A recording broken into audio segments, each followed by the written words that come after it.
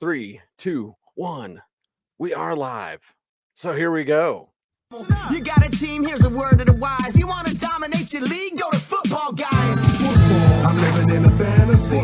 Football, got everybody mad at me. Football, cause every game I had to win. Football, I gotta be a champion. Football, I'm living in a fantasy. Part one of the week 9 preview here on the Audible Bloom. And why am I thinking of Iron Maiden? Run to the Hills when I think about Thursday night, Eagles and Texans, because, well, the Eagles should probably run roughshod over the Texans. Well, Bloom, how do they do that? The answer, any way they want. Yeah, however they want. Exactly. What do they want to tune up? What do they want to get dusted off for this game? Look, Right. Philadelphia and Houston are playing in the World Series. There will be, barring rain, a World Series game. That'd be the deciding game of the series. The Phillies keep it up. That's the Philadelphia. Even if you're not a baseball fan, that's going to be more entertaining. Even if you hate baseball, that's probably going to be more entertaining. Unless you have your Eagles fantasy commodities, then that makes this game entertaining. You're going to put in some, I don't know, parlays and DFS and things like that. Isn't that what this stuff is for? To make a game like this compelling. The Eagles are getting better. They're getting better. They have a deep passing game now. They've got Robert Quinn. Cecil, you could feel it ripple through the NFL hive mind. Are the Eagles going to go undefeated? Are they going to go undefeated without a sweat? I guess that's really up to the Cowboys. And yeah, you know you're going to play the hits, especially with 6 teams on bye. It almost feels like an unfair advantage to have Jalen Hurts, kind of like the Eagles having him on a rookie contract. You got him in the 6th, 5th round, maybe, of your draft. Right. That's a little unfair. And yeah, I mean, Miles Sanders has worked out. The Eagles didn't get a running back at the trade deadline. We'll talk a little bit about trade deadline acquisitions too. And this is really rough. The Texans, meanwhile, it's Groundhog Day. I don't know how this franchise is going to get out of the gutter. Yeah, I don't know how they get out of it either. And if they fall behind, I guess it's more Brandon Cooks. Are you really trusting Nico Collins if he plays? Like, not much on the Texan side, Bloom. I mean, it would be in a close game because you say, hey, Dameon Pierce, but I don't think it'll be close. Dameon Pierce will still get work. So you're still going to play Dameon Pierce. They just seem like they're going to get him his 20 touches and keep him on the field no matter what the game script is. And Brandon Cooks is still there. And see, so you know Denny Carter, he's over at, we call it Roto World again. He did a long time ago. He did this tweet where he broke down on Twitter, your favorite platform, how to characterize running back, wide receiver, tight end, and quarterback tweets, basically, like what every single one falls into. And I'm trying to pull it up because that was Brandon Denny Cooks, Carter did that. Denny Carter did that. Oh, he's one of the good guys. Yeah, there's aloha's in this industry, but when we talk about Denny Carter, we're talking about good people.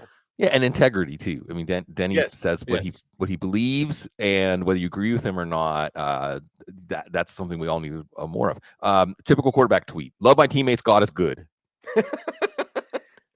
Typical running back tweet: "Keep grinding." Hashtag rise and grind. Right. Typical tight end tweet: "Dirt." And the typical wide receiver tweet: "The enemy speaks kindly and holds a knife." So that was Brandon Cooks this week after he didn't get traded. Anyway, my point is, this is interesting. You know, Cowboys. I wouldn't have expected Cowboys. The Cowboys were in on Cooks right down to the deadline. It did not happen. I guess you could throw him in as a what the heck flex. What a mess. And the Astros just got beat 7-0 last night. So bad times in Houston. Bad times in Houston. What about the times in Atlanta? Chargers and the Falcons is up next, Bloom. And okay, the Chargers side is interesting in playmakers, whatever. Is Keenan Allen going to play? We know Mike Williams is going to play. You're going to trust Josh Palmer. DeAndre Carter, Bloom, right? Dasha Gerald Everett, lots of Austin Eckler, of course. So the Chargers has conversation and interesting points to hit. I'm more interested in the Falcons. So let's get through the Chargers side of this. Yeah, and the Chargers, obviously disappointing coming out of the bye.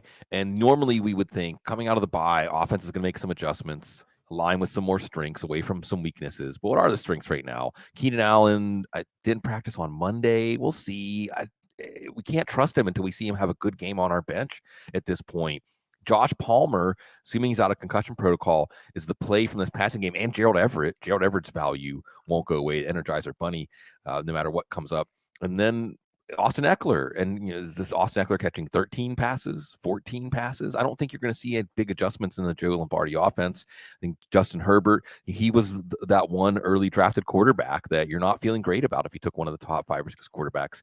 He was the one that was the zonk, and maybe not this week, even with the wide receiver problems, because Atlanta's secondary without AJ Terrell has been a big weakness. Now, will Terrell practice this week?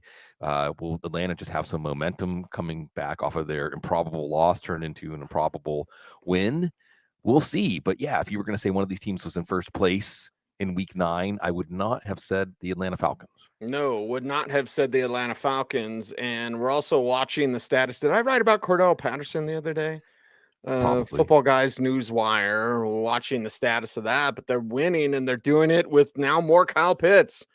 The confidence level has risen for Kyle Pitts, and well, this offense in general, even if Marcus Mariota is only going to throw it 20 times, and I say 20 as a high, Bloom, that's not even a low for Mariota. If he throws it 20 times, well, they're going to be high value targets for some of these assets with Atlanta, and oh yeah, they're going to run the hell out of the ball.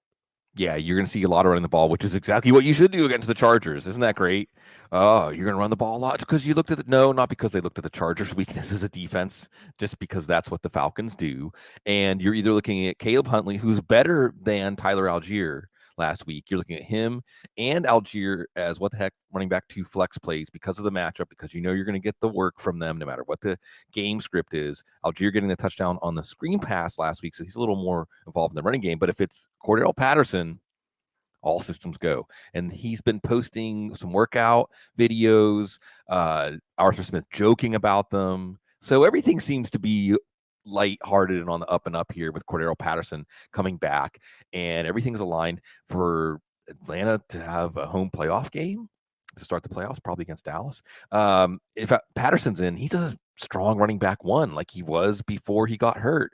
Kyle Pitts you got to keep in because of the low bar at tight end, and he's coming in off of his best game of the season. Drake London a little tougher sell here, although again JC Jackson didn't work out and then got hurt. Marcus Mariota, you know what you have here, a reasonably high floor, not necessarily high ceiling, although he did have a good passing week last week. A lot of that was what his teammates did for him after the catch. But yeah, like you said, Cecil, really it's the Atlanta Falcons, an interesting team, and maybe by being so run heavy, they're setting up London and Pitts to matter more when teams overplay the run. So maybe Arthur Smith isn't as frustrating and crazy as fantasy football folks feel like he is right now. And maybe relying on Marcus Mariota when that happens will fail spectacularly, but we'll wait and we'll watch. And we're here to quote Han Solo, never tell me the odds. Because our man Jason Potts Stoner Degenerate up in Greeley put out the odds for what we'd be wearing during the show. Yeah. And it was like minus 100 for me wearing a beanie. And I was like, do I really wear beanies? Nah, it's not cold enough yet. It's a little cool. How'd that chili turn out? Chili was fantastic. And I had a herd of deer run past me this morning in my front yard. Like from here to that door from me. Yeah. And I was just like, oh, okay, there you go. Living in Roxborough. Bunch of bears too. So let's talk about the Bears. What a transition, Bloom, because it's the Chicago Bears and the Miami Dolphins now with more Jeff Wilson. So here we go. In talking about the Dolphins side of things and getting rid of Chase Edmonds, it's always a Broncos show. But Miami, they're feeling themselves, man. They've made moves. They're adding Bradley Chubb to that pass rush. Going up against the Bears team that's got a little bit of life. Now this one's on the road for Miami, but okay, defense, more energy, and offense, plenty of life in what the Dolphins want to do on that side of the ball. CC, I'm old, I'm nostalgic, so I'm just going to take a moment out here. In case the kids don't know, can we tell them what Miami-Chicago means? Because it was the biggest regular season football game ever. There'll never be a bigger regular season football game than Miami and Chicago back in '85. It's the reason that the Bears weren't undefeated. And Dan Marino, I believe, still cites it as his best game, as his greatest game. Well, he won't And cite his final game because that was probably his worst No. game of his career. right. And it was a tremendous game for the Dolphins to defend the honor of the perfect 72 season. Dan Marino taking advantage. I think in that game, Buddy Ryan put Wilbur Marshall on Nat Moore. Buddy Ryan didn't want to change that up, even though Mike Ditka told him to, because, well, Mike Ditka was telling him to. So that's not going to fly. And I think that the report was that when Marino or the Dolphins saw them arguing, or like Ditka and Ryan did, they knew we got him, and they did get him. So it's one of the greatest things. It was truly a spectacle. I don't know what the ratings were for that game, but it was back whenever there was a game you knew everybody watched it. That was the game. So yeah, Tua, he's back. Remember, Chicago traded away their 2 best front 7 players in the last 2 weeks. See, when you see those Bears in your yard, if it look like they can tackle or play defense, tell them they just got traded, because Miami's going to have their way with this defense, and Waddle, Hill, maybe even Mike Gesicki. Now we're going to watch Jeff Wilson. Is he a backup or is this a committee? Now, we saw him maybe like a 1/3 role with Mostert. Mike McDaniel knows these backs. He wasn't afraid to give Mostert a lot of work, but I think he understands that keeping Mostert around 15, 18 touches tops is going to be best to have both of these guys healthy. Obviously, Wilson and McDaniel have a lot of experience together, so it's going to be a seamless transition, and Wilson now becomes the guy that, unlike Chase Edmonds, sees if Mostert does go down, now we're kind of excited to have the guy behind him. So Jeff Wilson gained some value with that trade, a nice minor deal for this team, mainly not so much for running back depth, but for the continuity in the offense if Mostert goes down. And for Chicago, well, Cease, there's a little glimmer. The storm, there's the sun, a ray of light now coming out. Yeah. Ray of light. And it feels like we talk about Justin Fields every day. Yeah. So let's talk about him some more. Now with more assets around him, and the assets that they should continue to lean on include Khalil Herbert and David Montgomery against Miami. We'll see. And against that new pass rush, well, we'll see what kind of pressure Justin Fields can fight off with his new toys around him. Yeah, and like you said, Bradley Chubb going to Miami. They have Jalen Phillips, a rising star. Manu Ogbah hasn't been quite as impactful as he was in the past, but they want that pass rush, and they haven't had the coverage on the back end either. We're still waiting for Byron Jones. Sabian Howard's been banged up. So an interesting test here for Justin Fields, and a test that he now has one more answer to. Chase Claypool. Let's talk a little, Cease. Let's stretch out a little on this one.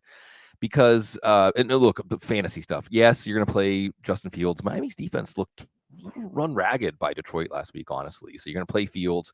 Herbert over Montgomery. Herbert touched the ball like 16 times on 23 snaps. At least that means they know they need to get the ball in his hands. How about getting him on the field more often? I know a lot of Bears fans are like, how about trading David Montgomery after he had that fumble last week that Micah Parsons returned for a touchdown, although Justin Fields could have just touched him down and leapt over him instead.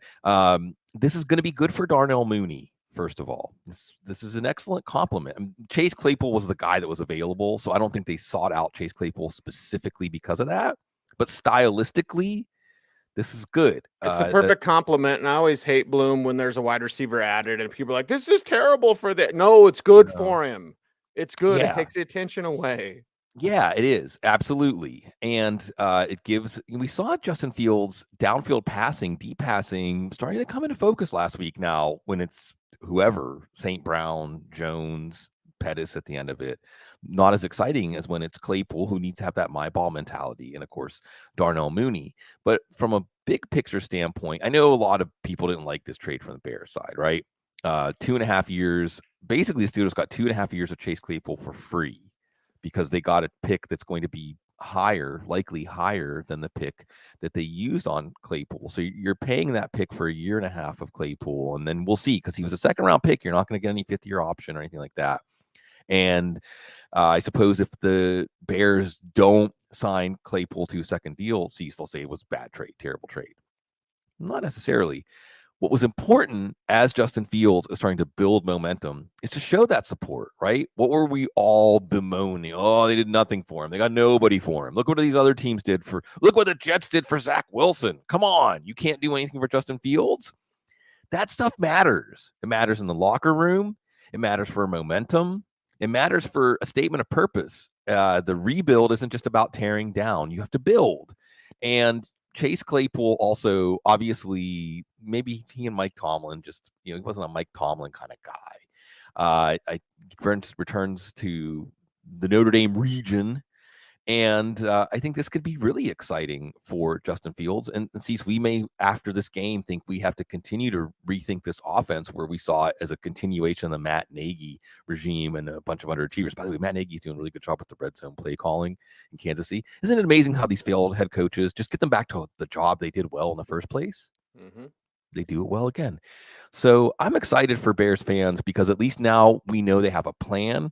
And getting a guy who's like 6'4" and can jump out of the gym and run, and he can stay in the slot too. That's another thing important here. Chase Claypool, big slot, can work in this offense. So, yeah, Bears fans, this is a pretty exciting development, mainly because it means your team is now showing they're committed to building around Justin Fields.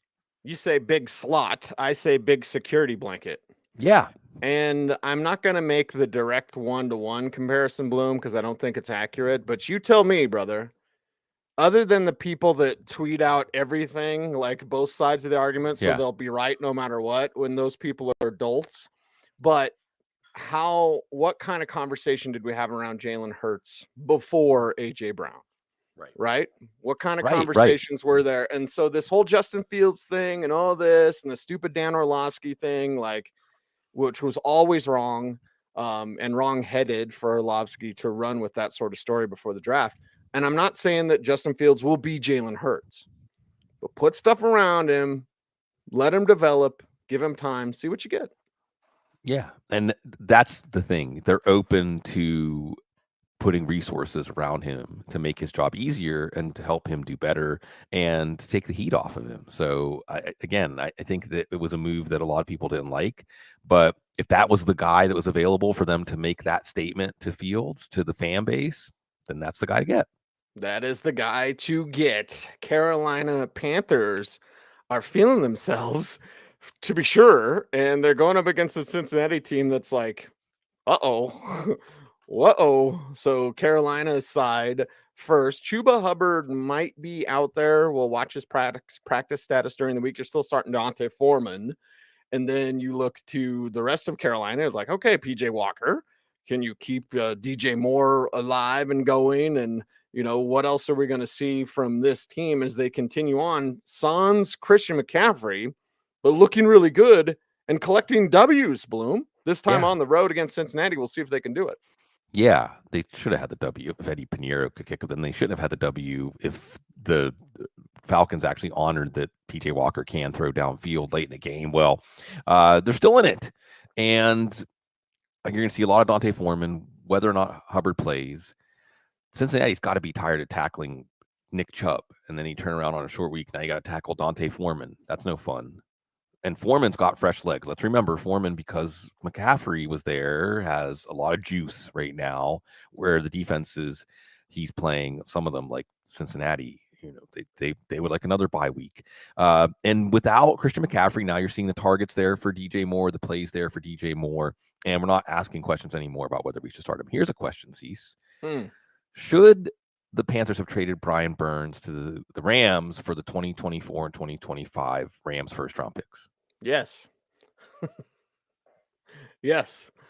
Is that because the Rams you think are going to be a terrible team by then? Because you don't believe in Burns? Because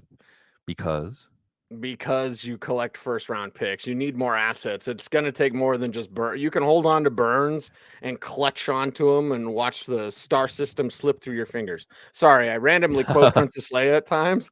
But yeah, like, what are you clutching on to Burns for? It's going to take more than Burns to get this team back to where they need to be. Fair. The only reason I would disagree, well, there's three reasons I would disagree, Cease. One is at some point you have to commit to some players as the players you're going to build around, right? Who is it? If you're the Panthers? You got Ike Ekwonu on the line. Actually, they have a few players on the line. Derek Brown's been playing better. He's starting to pay off. And then who? J.C. Horn, and that's your that's your defensive identity is Brown and Burns and Horn. But I'll say this is just a larger aside. Okay, you need to have players who can perform up to top of the market contracts. Having a player who performs up to the top of a market contract and then paying him to that level and getting that production out of it is going to get you closer to being a winner than having a bunch of assets that might turn into something. The other thing, and I know this is a bad bias, but Scott Fitterer, the GM, is he even going to be on the team in 2024? You going to trade for assets for your successor?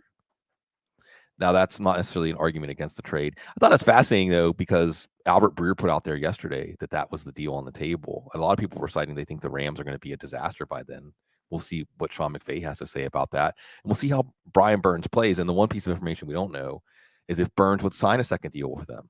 Maybe Burns doesn't want to be a Panther for life. I don't know. But I do know that Cincinnati, all of a sudden, we're in 1 week, Cease, reevaluating that team's range of possibilities this year, and it ain't good. We're reevaluating what's going on with the Bengals, and at home is more Joe Mixon the answer. Basically, right? Settle things down, run the ball, have a commitment, protect your quarterback, set up some play action. Could Mixon be part of the solution for Cincinnati, who's looking for answers? It's P. Ryan, actually. I understand looking to the backfield, and the running game doesn't look good. Okay, so you're calling on the running game to fix some of these things. I just don't know. I just don't know if that's happening right now. So Joe Goodberry, if you care about the Bengals, if you want to know about the Bengals, you follow Joe Goodberry, on Top of the Twitter. line. Top of the line. Moving. He put out some stuff. Samaje Perine has the highest pass protection grade according to PFF, has not a lot of pressure. And Joe Mixon, 65th out of 67 running backs in pass protection, and has already allowed 3 sacks, most in the league. Not just pass protection, though. Joe Mixon's yards after contact average, 53 out of 54 qualified backs. Joe Mixon's elusive rating, ability to make defenders miss, 51st out of 54 backs. So these are the stats that try to isolate the running back and what the running back can contribute. This isn't saying, is the line doing a good job? Are they calling running plays, the right plays, and executing them? This is, what does Joe Mixon add after contact? Can Joe Mixon make guys miss?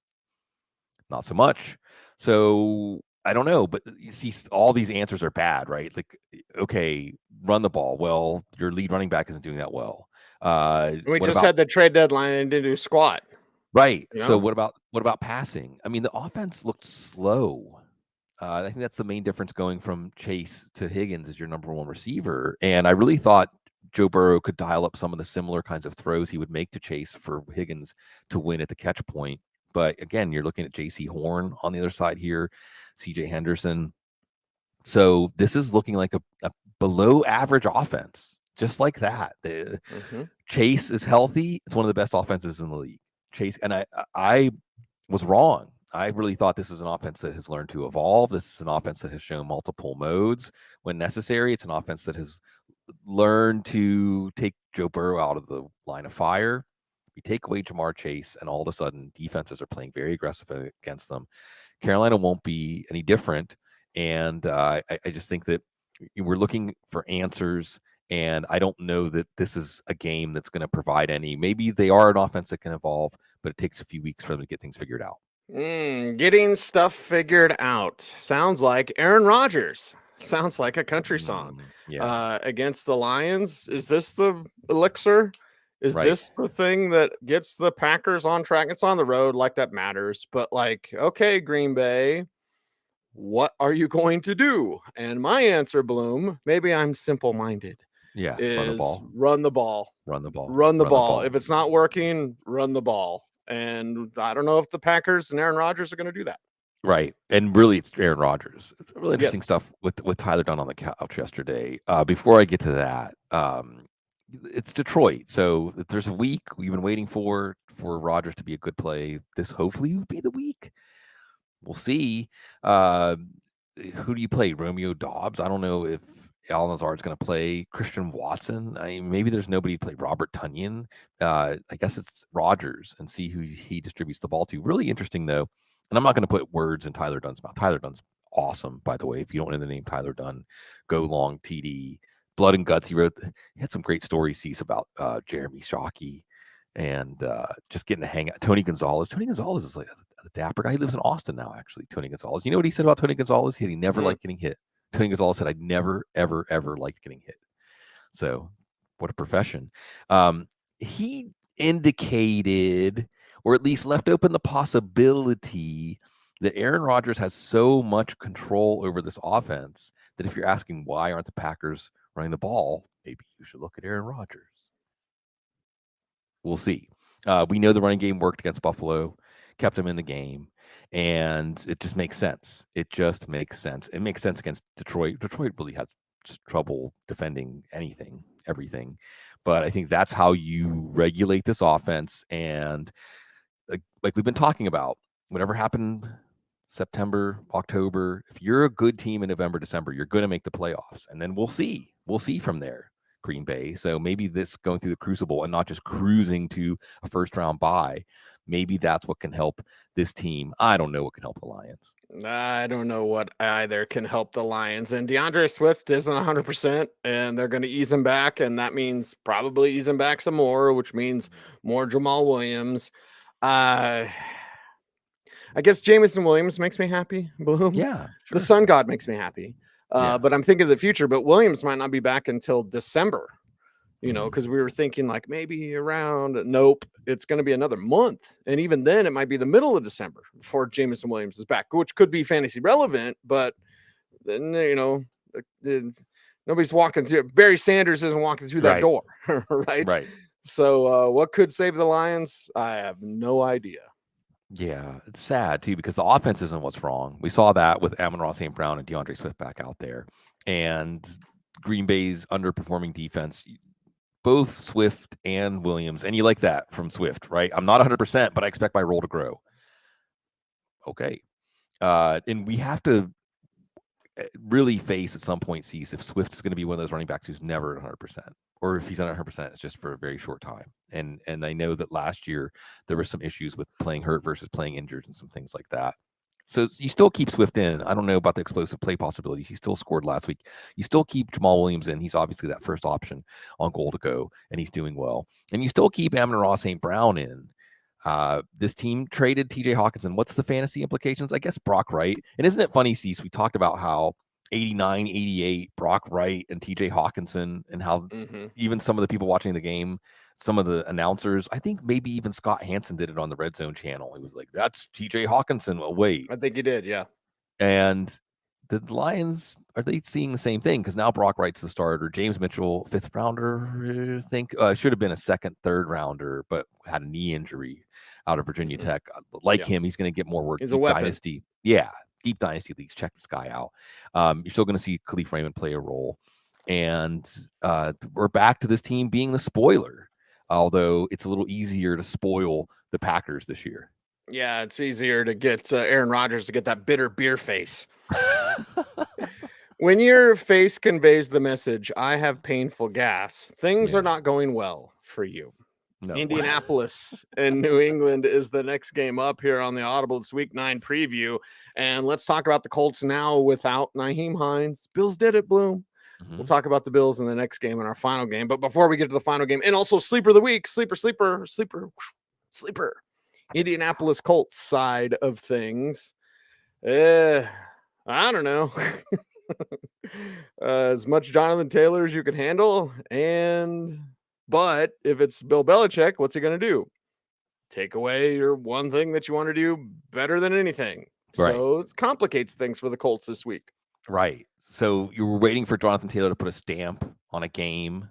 Again, Colts season's not over. It's far from over. Sam Ehlinger didn't look too bad. Ehlinger didn't look too bad last week, maybe incorporating a little more downfield passing than Matt Ryan, but he's going to probably be in the crosshairs against Bill Belichick. And I guess that means you play Michael Pittman. Paris Campbell, we're waiting. We're waiting to see if the tight ends get involved here. We're waiting to see if this offense gets an identity and sees how exactly does it work when the offensive-minded head coach fires the offensive coordinator. Who's more responsible for the Colts offense, Marcus Brady or Frank Reich? Yeah, that should be Frank Reich. Yeah, but Frank can't fire himself, can he? No. So I don't know. More Frank Reich leaning into the offense, is that a good thing? I will say this, Cease. This game will not be a shootout. To that, I would say double true. Who the hell's starting at quarterback for the Patriots? Right? We know who should be starting, but who's Yeah. going to start and why Ramondre Stevenson's going to get 30 touches. Yeah. Yeah. And they see Damian Harris is what the heck flex. He can still get some rushing touchdowns. He'll still get 10 or Sure. 12 carries. But it's Stevenson in the passing game. And Mac Jones is going to keep things in the short, safe area of the field, as they should. The Colts defense is no pushover. So we're looking for another data point, Cease, like you led in with. This is really about the quarterback battle. And for fantasy, I don't know that there's a lot of fallout there, but it's fascinating. Mac Jones, year 2. And we don't have to say the Patriots are souring on him. Speaking about bitter beer face. Although that's just Bill Belichick's resting face, so you can't really tell unless you ask him about Navy. Annapolis, Resting Bill face. Yeah, exactly. So we'll see. We'll see about Bailey Zappi. We'll see about Mac Jones. This is another data point to try to forecast where this is going. Mainly in the passing game, it's Jacoby Myers. And again, he intersects with Mac Jones' short, safe passing. Devontae Parker's banged up. Not sure if he's going to play. By the way, no wide receiver trade. They didn't trade Kendrick Bourne. They didn't trade Nelson Aguilar. I still think Tyquan Thornton is ahead of both of those guys. We'll see how his rookie year is going. And yeah, this is a game I think that it is the essence of a win ugly game. I don't know how you could win this game pretty. Yeah, it's pretty. It's so pretty. That was White Man Can't Jump. It's so weird. My brain, like, it's Looney Tunes, it's movies. Like, I'll go back and watch old comedy specials or whatever. I'm like Martin Lawrence or Sam Kinison, and I'll be like, I say that like every day. Yeah. Would you do what you did earlier, please? So that's funny how the brain operates. It's our language, really, popular Yeah. culture. It's how, Yeah. in some ways, maybe see, this is a real on the couch moment, right? It's how I relate to my life a lot, which maybe is not the greatest thing, but there's a Right. reference for everything. You don't even have to go Yes. past like The Simpsons and South Park to have a reference for everything. Yeah. You didn't know he was crazy, deranged, and some people thought I was crazy when I said Buffalo should do something, and they did. Naheem Yeah. Hines, buddy. Naheem Hines. I was so waiting, Bloom. It was like a race car in the red. I was like, what's Bloom gonna say? Because the Bills got his guy and the Bills got that weapon. I feel sorry for James Cook, but Naeem Hines, things could look very, very interesting against the New York Jets this Sunday. I didn't mention that Naeem Hines got traded. This is, again, Frank Reich. Get him in fantasy leagues so you can have him when I trade him to the Bills.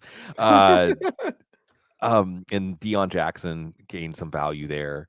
They did get Zach Moss back in that trade. The Colts did. We transitioned. Right. There's your transitions. He's from the Colts to the Bills.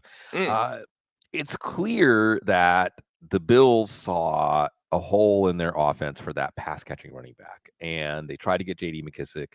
They drafted James Cook, and they did use James Cook more out of the bye. And we may still see James Cook have a role in this offense. But I think, Cease, this comes back to the way that coaches like reliability. They like assignment sound football. And Naeem Hines doesn't just do that. He adds versatility, giving your offense multiple looks out of the same personnel set and formation. And he adds explosiveness. So he could also get some snaps out of the slot, can also add an element. I think this also helps get Isaiah McKenzie off the field. He's just not reliable. He's not a reliable player in the return game. And I think Naeem Hines can replace some of McKenzie. So you have some Devin Singletary injury upside. You also have some standalone value here just because of the quality of this offense and because this is a player the Bills sought after. And it isn't even just that they sought after him. They've been seeking his archetype. And I'm happy for him to have a chance to get a ring. Let's see what happens here. And then, Stephon Diggs, Gabriel Davis, it's going to be boom bust because of the nature of his target share. But when he gets those targets, look out. Dawson Knox. Really, I think the most fascinating angle on this game, Cease, is the Jets defense has been good. Robert Saleh has this defense playing really, really well without a roughing the passer penalty last week. They would have had a defensive touchdown and maybe would have beaten the Patriots, even though they had Zach Wilson at quarterback. And this will be a good test. We saw Josh Allen get a little loose with the ball against the Packers, make a few throws. I know that Bills fans, they still won comfortably, but you don't want to see that. You don't want to see that in any game. And the Jets are putting pressure on the quarterback. The Jets are making interceptions. They got Sauce Gardner. So I think this is a test in both directions. This is a test for the Bills against our up-and-coming defense. But this is a test for the Jets defense to see how they stand up against probably the best offense in the league. Yeah, and then their offense that can't keep up with it. So defense, I'm sorry, you're going to get worn down because it's going to be 3 and out and 3 and out and 3 and out. And Elijah Moore is somewhere going like, really? Really? You're like, me? Nobody? Seriously? But the Jets and Robert Saleh, who I love, by the way, Bloom, he did insist, like, we're not trading him. Yeah. That doesn't mean they're going to use him. Right. Ask Denzel Mims. Nobody loves wide receivers that they won't trade but won't use more than the Jets. Right. But Tyler Gronklin, the assets that you would look to. Garrett Wilson, is he sleeper of the week? Because against Buffalo, you're going to have to put up some points. And even if it's garbage time, can you be the king of garbage time? And we're going to get another data point on James Robinson. But Bloom, I don't know how accurate this data point is because I don't think this will be a close game, which means the game script will go off, which means we could get some false positives, false negatives. Don't demonetize this, YouTube. But exactly. I don't know what we're going to learn from the Jets side because it could be a mess. Yes, it is a mess, and it will continue to be a mess. Is this Zach Wilson's last stand? Yes, Zach Wilson started when healthy, but have you seen him play the Bills? We'll see. Can we see some design in the offense that protects Zach Wilson from himself and protects the Jets from the things he was doing last week? And like you said, maybe that's more James Robinson. We saw the Packers have a lot of success running the ball. And when you run the ball, you run the clock and you keep Josh Allen on the sidelines. That all works well. Throwing interceptions when you're trying to throw the ball away doesn't keep Josh Allen on the sidelines. You have, like you said, James Robinson. And we want to see James Robinson get established as the Jets should morph into a defense and running game team. You are going to play Garrett Wilson, hopefully just for the upside as a wide receiver 3 flex. And Tyler Conklin has that chemistry with Zach Wilson and caught those 2 touchdowns last week. So you could do a lot worse, especially with some guys like Dalton Schultz and George Kittle, Pat Freiermuth on bye, Greg Dulcich on bye this week. If you're going to play Tyler Conklin, get him on the waiver wire. That should work. Yeah. See, here's my note. Anyone heard from Elijah Moore? Somebody call and check in on him because I guess this is just how Robert Saleh runs his ship. And none of us have been in the position of being an NFL head coach. So, you have at the other end, happy fun baby star. So on one hand, you have make an example to the team. And I think that it also could be the Bill Belichick school, which is here are the 2 things you should never do. 1, be late. Don't ever be late. I don't care why. Number 2, don't talk to the media. Don't ever talk to anybody outside the family about family business, right? I think, and if that's your principle, then that's your principle. And what would be more dangerous to the locker room, to holding the locker room? Having a principle where you say, hey, if you start talking to people outside the team about problems you have with how the team is being run or your role, then you're going to get frozen out. Or if you say that and they say, oh, well, Elijah Moore's so good that, because there was I think it was Pepper Johnson talking about Bill Belichick saying, who was it that was benched for the Super Bowl? I can't remember now.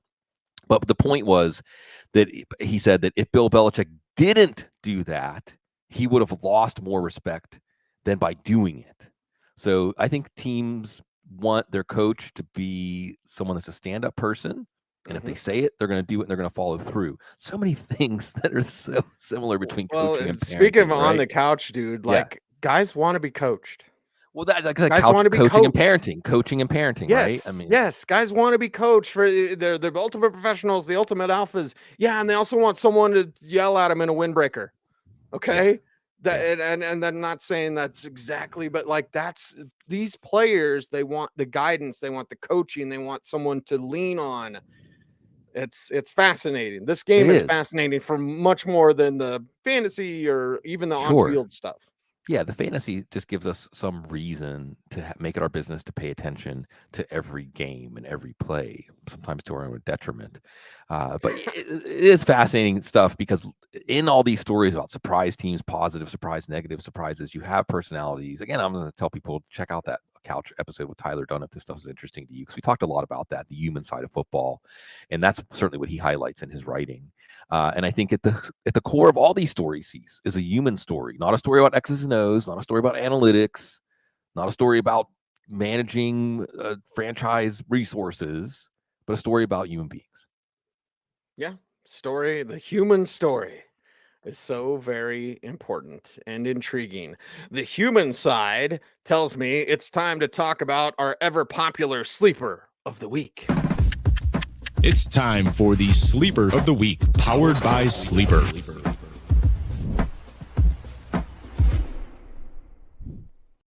Sleeper. Terrace Marshall. I would love to say, I'm like, because I love the what the heck flex version of Sleeper of the Week.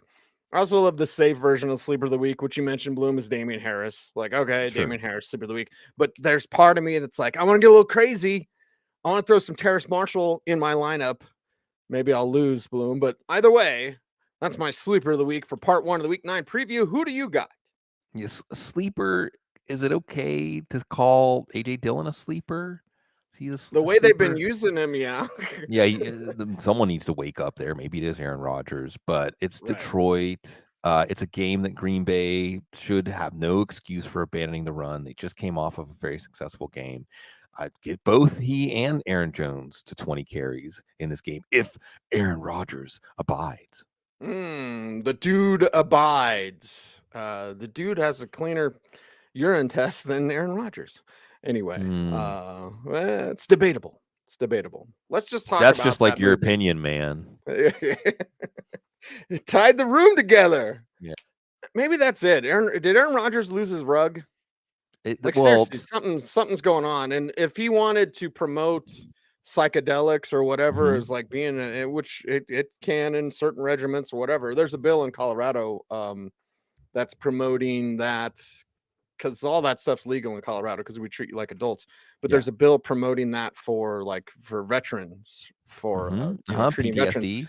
Yeah, exactly. And there was a lot of research. MDMA. Go ahead. Yeah, well, if you're Aaron Rodgers, you're not doing anybody any good. Yeah, well, because now teams are like, that's why you don't do that. Not to extend this show past the bounds, but this is like bonus content for those of you that hung around. You're a writer. You're a great writer, so you understand this, and you're not wrong to make this about Aaron Rodgers and to draw the connection to the Big Lebowski, because in the Big Lebowski, I think it was The Big Sleep, an old Humphrey Bogart movie. If you like Big Lebowski, go check out The Big Sleep, another madcap LA movie. Is there any other kind of LA movie? And what is the Lebowski about? Like you said, the rug, right? You lose something's taken away from you, and you go on a quest. You go on a quest to find that thing. And what do you end up finding? Well, eventually everything but that thing, right? And that's Aaron Rodgers. He's on a quest, and it's not a football quest. And again, on the couch with Tyler Dunn, he talked about that. I asked him, is it fair football analysis to say, is Tom Brady's domestic problems affecting his game? He said, yeah, of course it's fair football. How could it not affect him? Talking about Aaron Rodgers and being estranged from his family and all the things that cause that when you don't have those connections. You know, your family in some ways is proof that you're the same person you were as a kid because they remember you and it's stories, and you can tie it all together. What happens when you don't have that? So I think that, again, we're back to the human element, and we are back to the personal stories intersecting with the football stories, and sometimes leaving us like Aaron Rodgers wanting more. Find all of our talk on Sorry Joe Plus. Yeah. Still got to have that meeting with Joe. We're like, I'm serious. We could sell it. We could sell it. Sorry IPO. Joe Plus. That's right. IPAs. Not during the show. But Only on Sorry Joe Plus. On Sorry Joe Plus, Sorry, every Joe week we're gonna- Plus. Oh, yeah. every week we're going to try something different and do the show, and you'll know how it's going by how the show goes. Yeah. Sorry, Joe Plus. We're going to go to your house. We're bringing a keg. Knock on your door. with the- Exactly. Sorry Joe Plus. It's coming to not your Publisher living room. Clearinghouse. Yeah. Sorry, Joe Plus. Have the big oversized check. Doesn't have anything on it. Yeah. Oversized check. There you go. See? All these great ideas. All right. That's a great idea to wrap it up for now. We appreciate each and every one of you out there for watching and following along on all the social networking platforms. Check out footballguys.com for all of your fantasy football information. He's Sigmund Bloom. I'm Cecil Lammey. We are the Audible. And as always, and yes, I get this from the Y files. So thank you, AJ, but I really love that channel. And I love saying, be safe, be kind, know that you are appreciated, stay tuned, and as always, stay frosty.